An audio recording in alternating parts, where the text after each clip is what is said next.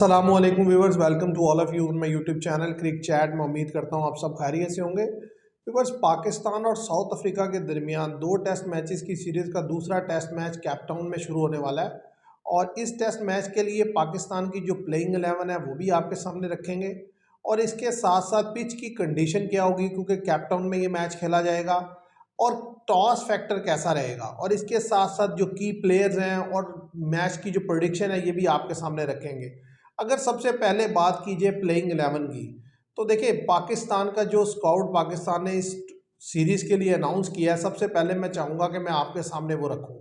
तो जो top order के लिए पाकिस्तान ने प्लेयर अनाउंस किया उसमें तो अब्दुल्ला शफीक और साइम अयूब, इसी तरीके से जो है हमारे कैप्टन है जो शार मसूद नंबर 3 के लिए, उसके बाद 4 के लिए बाबर आजम, कामरान गुलाम, इसी तरीके से रिजवान 6 नंबर के लिए, इसी तरीके से सऊद शकील 7 के लिए, और सलमान अली आगा 8। ये 8 प्लेयर हैं जो बैट्समैन अगर आप कहें तो ये अनाउंस हुए हैं। और अगर बॉलिंग की बात की जाए तो बॉलिंग में जो बॉलर्स अनाउंस हुए हैं उनमें नसीम शाह हैं 9, इसी तरीके से खुरम शहजाद हैं 10, मीर हमज़ा हैं 11, और इसी तरीके से नुमान अली हैं 12, और आमिर जमाल 13, और इसी तरीके से अब्बास 14, और हसीबुल्ला खान 15। ये 15 लड़के व्यूवर्स पाकिस्तान ने जो साउथ अफ्रीका की सीरीज़ जारी है इसके लिए अनाउंस किए थे। अब इसमें से जो 11 लड़के पिछले टेस्ट मैच में खेले वो आपको पता है कि पाकिस्तान ने 3 फास्ट बॉलर और 1 आमिर जमाल यानी कि मीडियम पेसर ऑलराउंडर को प्रेफर किया और 7 बैट्समैन से गए, और अब्दुल्ला शफीक को जो है उन्होंने रिप्लेस किया और उनकी जगह जो है कामरान गुलाम को टीम में शामिल किया या बाबर आजम को टीम में शामिल किया। अब ये second test match Cape Town में होने वाला है और केप टाउन की जिस तरीके की कंडीशन है इसको देखते हुए मुझे नहीं लगता पाकिस्तान बैटिंग ऑर्डर में कोई चेंज करने वाला है। मुझे लगता है कि जो बैटिंग ऑर्डर खिलाया गया वो एज इट इज़ रहेगा, लेकिन मैं चाहूँगा कि पाकिस्तान अगर चेंज करे तो रिजवान की जगह हसीबुल्ला खान को मौका दे। उसकी वजह यह है कि टेस्ट में जो मोहम्मद रिजवान है ये ऑन एंड ऑफ ही चलते हैं, और जिस तरीके से वो दोनों इनिंग्सों में आउट हुए तो मेरा ख्याल है हसीबुल्ला खान को जो है एक चांस देना बनता है, क्योंकि इस टेस्ट मैच का वो बहुत ज़्यादा इम्पैक्ट तो होने वाला नहीं है। तो लिहाजा एक लड़के को चांस देकर देखा जा सकता है कि वो टेस्ट में किस तरीके से परफॉर्म करते हैं। अदरवाइज आप देखें तो ज़ाहिर है बाबर आजम है, कामरान गुलाम है, सलमान अली आ गए, ये एज इट इज़ खेलेंगे। बॉलिंग में जो है सबसे बड़ा कंसर्न रहने वाला है पाकिस्तान का, और वो ये है कि खुरम शहजाद या फिर जो नसीम शाह इनकी जगह जो है ना वो खेलेंगे मीर हमज़ा, जो मुझे समझ में आती है कि मीर हमज़ा खेलेंगे इनकी जगह, क्योंकि उसकी वजह यह है कि नसीम शाह ऑफ कलर नज़र आए। आप देखें पूरे मैच में जो पाकिस्तान का मैच हुआ साउथ अफ्रीका से, अगर हम वो मैच को देखें और बॉलिंग लाइन में अपनी खामियों को देखें तो जो वाज़े तौर पर जो मिस्टेक्स जो हमारे ड्रॉबैक्स रहे उनमें जो फास्ट बॉलर जो नसीम शाह हैं इनकी बॉलिंग ऐसे ही है। वो तो बिल्कुल ही जो ऑफ कलर नजर आए खासतौर पे वो, अगर हम पिछली सीरीज की बात कर लें ओडीआई में भी कोई खातिर खुदा बॉल नहीं उन्होंने किया।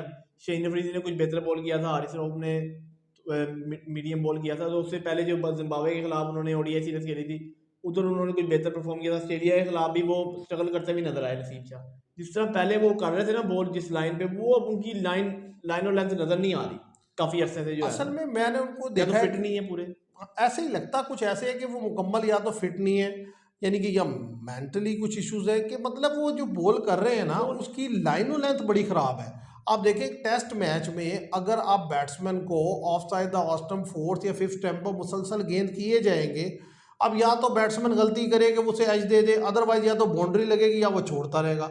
उसे क्या ज़रूरत है, और ख़ास तौर पे लो स्कोरिंग मैच में जिसमें विकेट जो है वो तंग कर रहा है। साउथ अफ्रीका की पिचेस और ऑस्ट्रेलियन पिचेस और इंग्लैंड की पिचेस में जमीन आसमान का फ़र्क फर्क है। है। आप देखें साउथ अफ्रीका की विकेट पर जो बॉलर विकेट्स निकालते हैं ना वो बॉलर होते हैं जो बैट्समैन को ज़्यादातर हाँ खिलाते हैं। खिलाते हैं वो जो विकेट कभी टू भी विकेट बॉल। ऐसा नहीं होगा कि साउथ अफ्रीका के यहाँ जो बॉलर तेज तेज गेंदें बाहर किए जाए वो ज़्यादा विकेट निकाले। जो विकेट में स्टंप्स पे गेंद हाँ करेगा जी, ना वो विकेट निकालेगा वो ज़्यादा विकेट। विकेट निकालेगा। एक तो क्योंकि उनकी विकेट होती है अनइवन, तो वो फिर ये होता है बैट्समैन स्ट्रगल करता है, कभी बॉल बाउंस करता है, कभी नीचे बैठता है, कभी बाहर निकलता है, तो वो वहां पर खतरा होता है। अब नसीम शाह को आप देखें पिछले पूरे मैच में इन्होंने 3 विकेट जो लिए पहली इनिंग में हाँ वो जी, भी बाद में लेट बाद आकर में लिए, लिए और और सेकंड इनिंग। ज्यादातर बॉल इन्होंने ऑफसाइड ऑस्टम में रखी है। अलाउ ही नहीं किया बैट्समैन को कि भाई वो खेले, तो खेलेगा तो विकेट गिरेगी। फिर दूसरी चीज जो क्रिटिसिज्म हुआ सबसे ज्यादा कि 135 से 140 के तो बॉलर हैं, हाँ जी टेल आपके अगेंस्ट बैटिंग कर रही है और आप कोई यॉर्कर नहीं मार रहे, कोई शॉट पे डिलीवरी नहीं कर रहे, कोई बॉडी पे अटैक नहीं कर रहे, तो इसलिए मैं समझता हूँ कि इनकी रिप्लेसमेंट जो है ना हाँ जी, बनती है और मीर बनती है। हमजा को होना चाहिए, क्योंकि खुरम बेहतर। शहजाद का जो मसला है ना वो ये है कि वो न्यू गेंद अच्छा हाँ करते जी। हैं, ओल्ड बॉल पर उन्हें वर्किंग हाँ करनी जी, होगी। स्ट्रगल करते हुए नजर आते हैं। और आपने देखा कि 2-3 विकेट उन्होंने निकाली हैं। फर्स्ट इनिंग में भी 2 विकेट ले गए थे, सेकंड इनिंग में भी 1-2 विकेट ले गए थे। तो जो खुरम शहजाद को बाहर नहीं करेंगे, मेरे ख्याल से नसीम शाह जो है वो बाहर बैठ सकते हैं। अब ये देखना होगा कि मीर हमजा को चांस दे दें, क्योंकि ये इस टेस्ट मैच का जो है सीधा सीधा ये है कि अगर आप तो जीतना चाहते हैं फिर तो चलो ठीक है। रिजवान को मेरे ख्याल से बाहर नहीं करेंगे, क्योंकि इनकी कोशिश होगी कि नहीं जी रिजवान के साथ ही खेला जाए और टेस्ट मैच में जो है अपने प्रीमियम बैटर और बॉलर ही उतारे जाएँ। और नसीम शाह जो है वाज़ह तौर पर ऑफ कलर नजर आया, इसलिए ये है कि मीर हमजा की जगह उनको शामिल किया जाए। और मैं तो ये कहूँगा कि आमिर जमाल की जगह फिर या तो आप स्पिनर डाल लें, नुमान अली। नहीं, आमिर जमाल की जगह नुमान अली का खेलना बनता है, वरना उसकी जगह कोई बैट ही खिला ले, सिबुल्ला खान को भी खिला हाँ लेंगे जी। वो।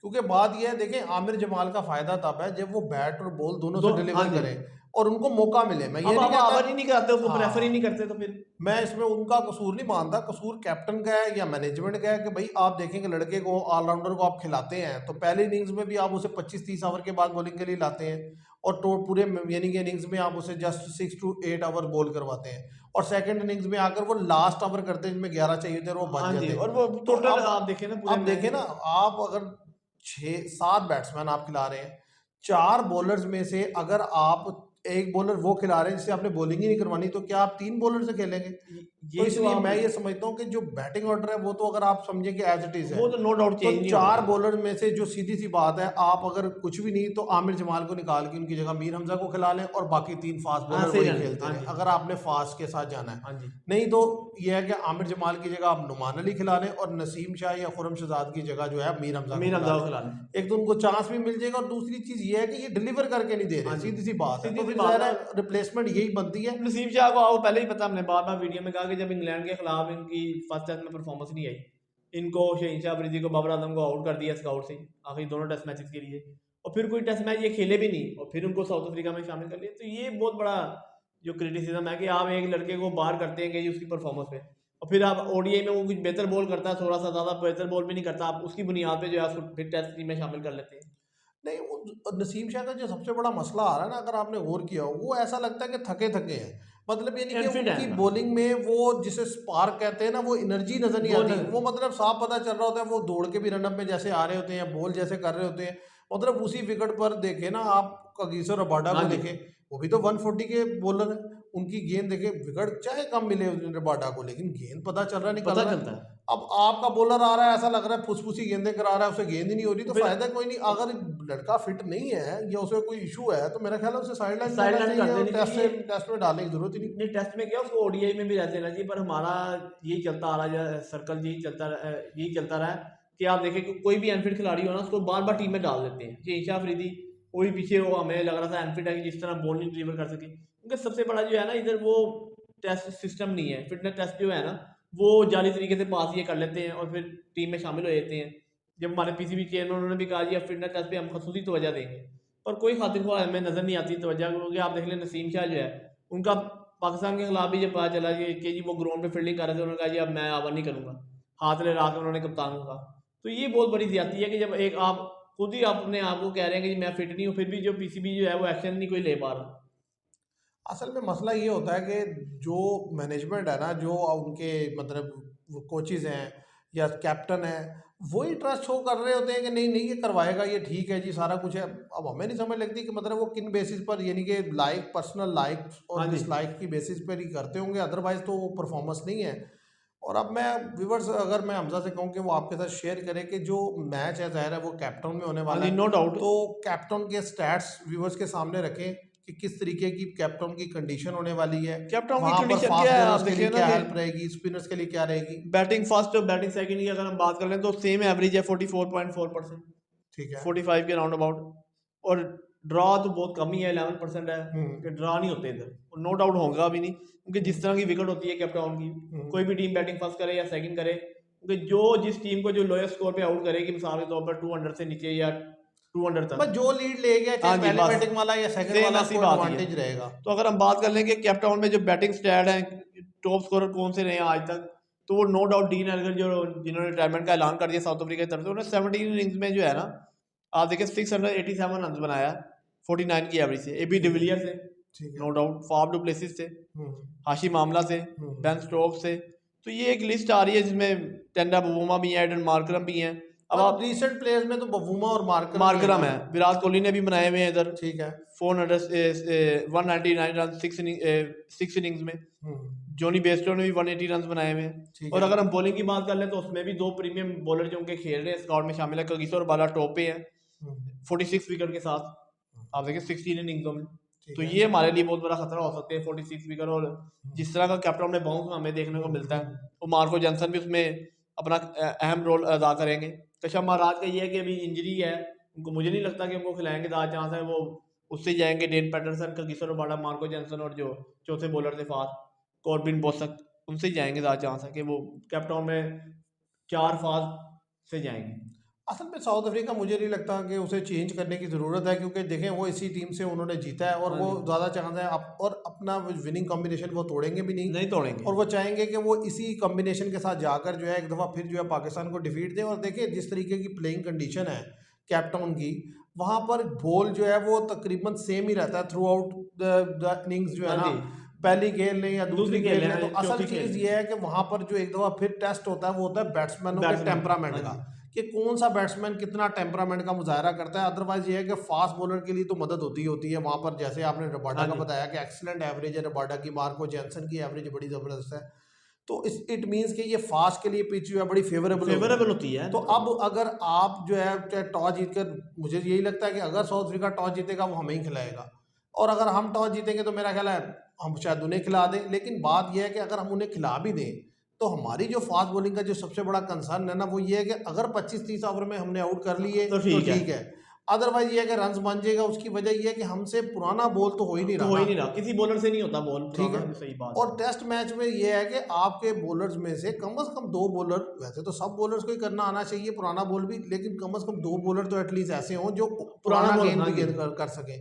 अब यहाँ तो आप देखिए वाज़े तौर पे हमारे बॉलर स्ट्रगल करते हुए नजर आते हैं। तो इसलिए मैं समझता हूँ कि पाकिस्तान को अगर तो आमिर जमाल से ओवर नहीं करवाने, तो फिर मेरा ख्याल है नुमान अली को स्पिनर को एक डालें, क्योंकि महाराज यहाँ पर बुरी गेंद नहीं करते रहे। तो यहाँ पर जो है आपको दूसरी इनिंग्स में कहीं ना कहीं नुमान अली हेल्प आउट करेंगे, और जो थोड़ा बहुत रन वो बनाते हैं वो नुमान अली भी बना लेंगे।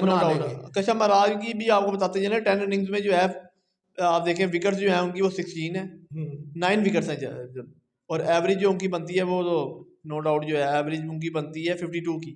तो कोई खातिर इतनी स्पिनर नहीं देती विकेट, पर यह है कि उन्होंने फिर भी 10 इनिंग्सों में जो है 9 विकेट्स लिए हुए।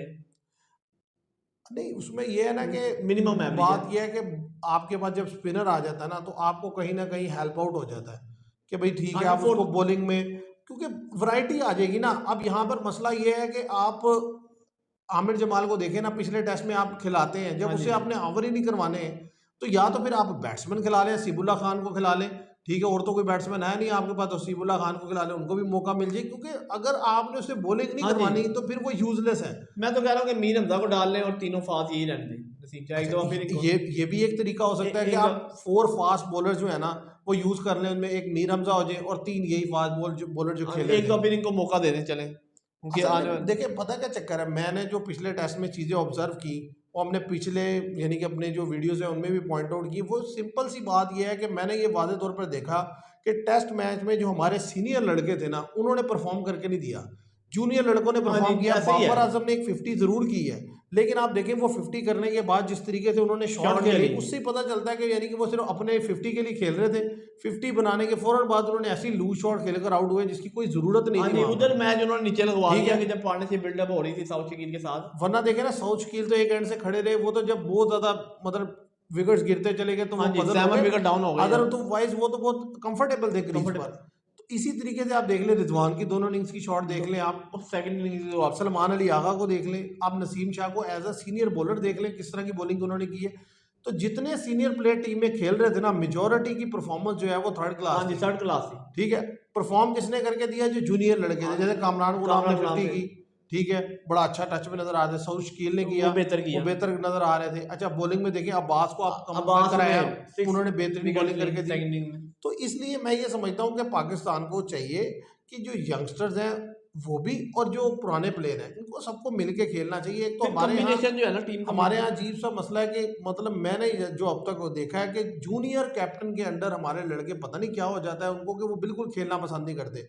और शान मसूद को मेरा ख्याल है कोई शायद गाइड नहीं करता या क्या चक्कर है, या वो खुद कोई चीज़ नहीं सीखना चाहते कि उनकी कैप्टनसी में जो फ्लॉज पहले दिन से नजर आ रहे हैं ना वो थ्रू आउट चलते जा रहे हैं। चले आ रहे हैं। आप देखें उनके लिए प्रॉब्लम क्या है कि जब विकेट यानी कि अड़ती है ना, कोई पार्टनरशिप लगती है तो उनके पास कोई सोल्यूशन नहीं होता उसको तोड़ने के लिए। इसी तरीके से जो लेट मिडल ऑर्डर के बैट्समैन आते हाँ हैं जी, ना उनकी उनसे वो वो विकेट नहीं निकलती। प्लानिंग नहीं होती कि यार उस उनको शॉर्ट बॉल करें, कोई यॉर्कर मारें, कोई विकेट विकेट बॉल करें, पर उनका कोई प्लान ही अब नहीं या होता। तो बॉलर उनके साथ रिस्पॉन्ड हाँ नहीं जी। करते उन्हें, या क्या वजह है, लेकिन मुझे तो यही देखने में मिला है कि जब भी वो यानी कि देखें ना हमारी टीम इस सिचुएशन में आ रही है पिछले कई अरसे से, तो ये लास्ट की जो विकेट्स है ना ये हमारे अगेंस्ट बहुत ज्यादा रन बना ऐसे ही जाती है, है। हर फॉर्मेट में आप अब देख या तो लेंगे। हमारे बॉलर थक जाते हैं और उनकी इतनी कैपेसिटी नहीं रहती कि वो विकेट निकाल के दे सके, कुछ हमारी फील्ड प्लेसिंग बड़ी अजीब हाँ हो जी, जाती है टेल को लेके कि आप कि बहुत हम ज्यादा। इजी सिंगल देते हैं, इजी बाउंड्रीज देते हैं। आप देखें लंच के बाद हम आते हैं, हाँ जी, अब होना तो ये चाहिए था कि हम बेहतर प्लानिंग से आते, पर हमारी प्लानिंग कोई थी नहीं। ठीक है। आप और देखो 4 to 5 to हम जब 6। वापस आए तो रिबाडा ने हमारे अगेंस्ट चार्ज किया, 26 बॉल पे 1 रन उसने बनाया और मैच ले गया। मैच ले गया। दूसरी तरफ आप देखें इंडिया और ऑस्ट्रेलिया का टेस्ट मैच चल रहा था, जब इंडिया के 7 डाउन हुए तो आप पैट कमिंस की जो है वो फील्डिंग चेक करें कि मतलब ना वो वाशिंगटन सुंदर को स्पेस दे रहे थे, ना दूसरे एंड के बैटर को स्पेस दे रहे थे जो टेल थी, ताकि उन्हें इसलिए कि दोनों के ऊपर प्रेशर बना रहे थे कि हाँ जरूरी जी, नहीं कि एक को ही आउट करना है, दूसरे के ऊपर भी हाँ जी, प्रेशर दूसरे को भी बनाओ आउट ताकि करना उससे होगा। भी गलती करवाओ। अब यहाँ क्या होता है कि एक तो समझ लेते हैं कि यार इसमें तो मार्को जेंसन है, चलो इसमें तो कुछ करना ही नहीं, रबाडा पे कोशिश करते हैं। अब रबाडा उठा उठा के तुम्हें मारे जा रहे हैं, हाँ आपको जी, समझ नहीं आप लग रही कि आपने क्या फील्डिंग रखनी है रबाडा के अगेंस्ट। तो सबसे बड़ा मसला तो शान मसूद का अपना है, और उसकी वजह से जो है ना टीम मुसलसल जो है ना जीत की पोजीशन में पहुंचने के बाद जो हाँ है वो जी, लूज कर जाती है। ऐसे ही है और फिर। सीनियर लड़के तो मुझे रिस्पॉन्ड करते हुए दिखाई दे नहीं रहे। तो आपको क्या लगता है कि मतलब इस सारी सिचुएशन में, जिसमें साउथ अफ्रीका ज़ाहिर है भी फेवरेट, वो क्वालिफाई कर चुका है WTC के नो फाइनल के डाउट, लिए, वो तो आप फिर देखेंगे। कैप्टन में उनका रिकॉर्ड बड़ा शानदार है, आपको क्या लगता है कि मतलब यहाँ पर क्या परसेंटेज रहेगी साउथ अफ्रीका की जीतने की, और क्या कोई चांस नजर आता है पाकिस्तान का कमबैक करने का? और दूसरा आपको क्या लगता है कि कौन से प्लेयर जो हैं वो पाकिस्तान के लिए की फैक्टर होंगे? आप देख लें कि पाकिस्तान की तरफ से जो की फैक्टर प्लेयर है, नो डाउट वो सैम अयूब बेहतर खेल सकते हैं, क्योंकि उन्होंने 2 इनिंग्सें खेली हैं। शायद उनको कोई बेहतर पिच की कंडीशन में मालूम हो गई है साउथ अफ्रीका की पिच में कैसा बाउंस होता है क्या, तो वो सैम अयूब है, कामरान गुलाम है, हम्म, साउथ शकील है, हम्म, और सलमान अली याबा।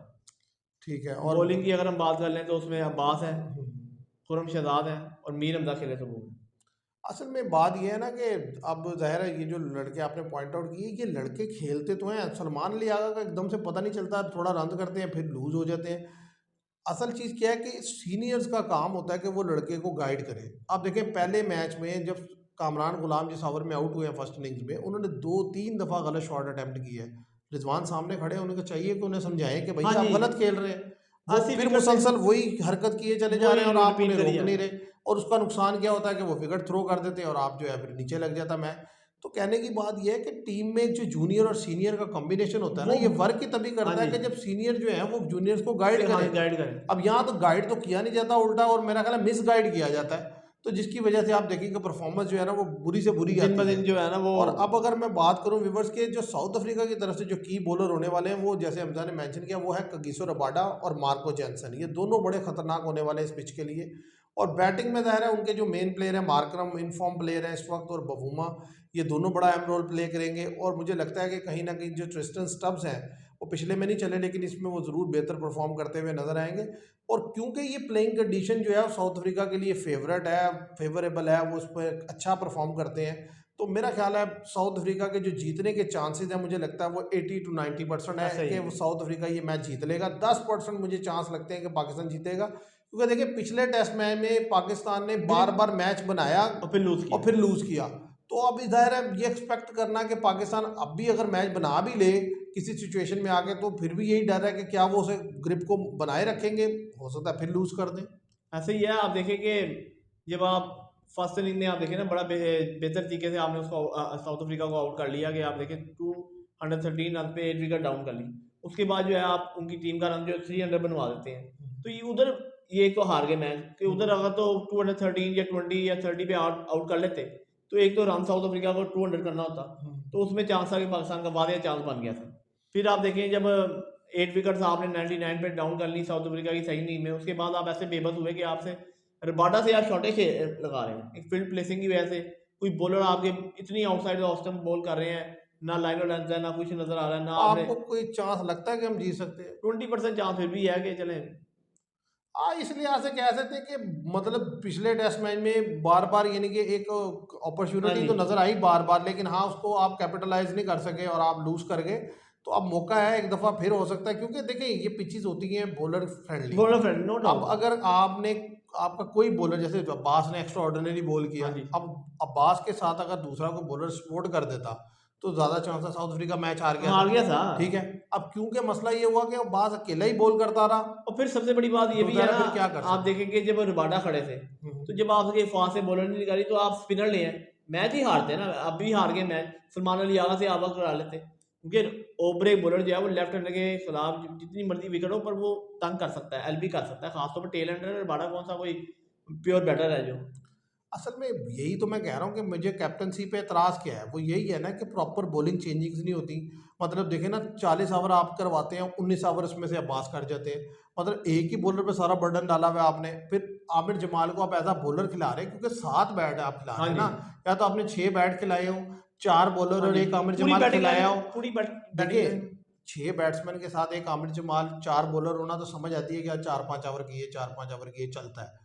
लेकिन जब आप 7 प्रॉपर बैट्समैन खिला के 4 बॉलर खिलाते हैं ना, तो वो 4 बॉलर इसीलिए होते हैं कि आप उनको हाँ यूज जी, यूज करेंगे। करें अब अगर आपने उसको यूज ही नहीं करना, तो फिर मेरा ख्याल है उसका खेलना नहीं बनता। आप उसकी जगह को प्रॉपर बैट्समैन खिला लें, या या स्पिनर को डालें, बस सीधी बात जो है। फिर कोई बॉलर खिला लें। जैसे आपने कहा भाई 3, अगर आप समझते हैं पिच फास्ट है, क्योंकि ज़ाहिर है फास्ट के लिए मदद होती है। जिस तरीके से आपने स्टैट शेयर हाँ किया जी, है कि नो भाई डाउट, नो महाराज डाउट। ने विकेट्स नहीं है लेकिन एवरेज ज़्यादा है उनकी यहाँ पर, तो इट मीन्स कि स्पिनर के लिए ये उतना जो है हेल्पफुल नहीं है। फास्ट के लिए फास्ट हेल्पफुल। के लिए ज़्यादा हेल्पफुल है। यहाँ पर रबाडा ने बेहतर गेंद किया है, यहाँ पर मार्को जेंसन ने बेहतर गेंद किया है। तो आप भी एक दफ़ा फिर 4 पेसर से जाएं, लेकिन आमिर जमाल की जगह आप मीर हमजा को मीर ऐड हमजा को कर लें। डाल लें। तो ताकि आपने 20 विकेट्स हाँ भी तो जी, लेनी है ना। आप देखें ये नहीं तो आमिर जमाल से कौन सी बैटिंग होती है इतनी, कोई हम कहेंगे वो बस 15-20 रन, तो इतने रन तो आप देखें नसीम शाह की भी लग सकती है, वो भी बना सकते हैं। और सबसे बड़ा मसला ये है कि आप देखें कि अब्बास ने आपको एक्स्ट्रा ऑर्डिनरी बॉल करके दिया पहले मैच में।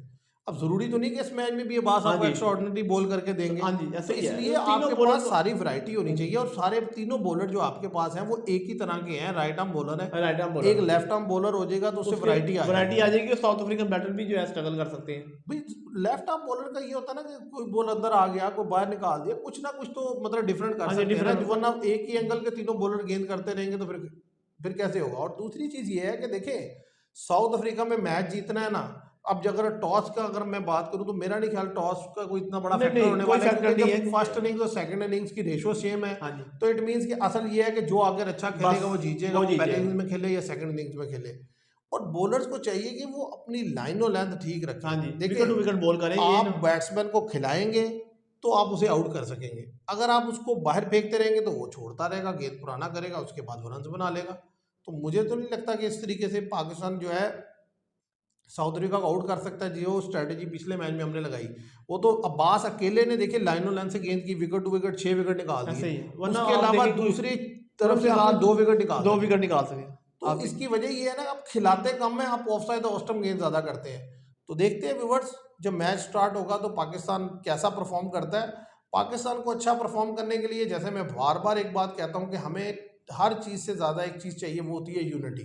कि लड़के एक साथ मिलकर खेलें, क्योंकि पहले टेस्ट मैच में जो चीज़ वाज़े तौर पर नजर आई, वो नज़र आया कि जो सीनियर है ना, वो सपोर्ट करते हुए नज़र नहीं आए शान मसूद को फील्ड में। जिस तरीके से रिव्यू के टाइम पे रिजवान ने रिस्पॉन्ड किया, जिस तरीके से बिहेव किया, उससे लगता है कि कुछ ना कुछ इश्यूज हैं, और वो वक्त के साथ सामने आए भी थे, आ बात पहले जाएंगे। भी आ गए सामने। लेकिन ये है कि ये डिफीट के पीछे कुछ ना कुछ रीजंस ऐसी हैं जो इनकी आपस में जो यूनिटी या प्रॉब्लम है, जिसकी वजह से वो आ रही है।